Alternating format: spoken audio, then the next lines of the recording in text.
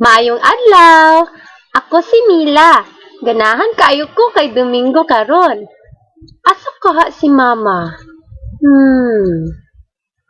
Mama, moadto ka sa merkado? Ang akong pangutana. Oo, Mila. Magpalit ko sa atong kaunon na pagkaon. Ikuha dayon ni Mama ang basket. Pero, gusto ko muuban. Mama, uban ko sa imo sa merkado. May gani, kay nisugot siya, ug nagbaklay nami padulong sa merkado. Sa merkado, namalit si Mama ug mga pagkaon para sa among pamilya.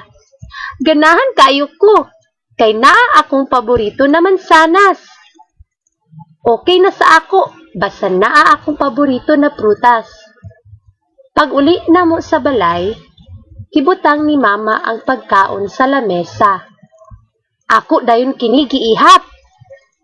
3 ka isda, 2 ka mansanas, 1 ka talong, ug 4 ka itlog.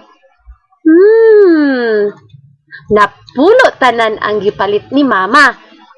Daghan kaayo mi og pagkaon. Yehey! Nalipay kaayo ko.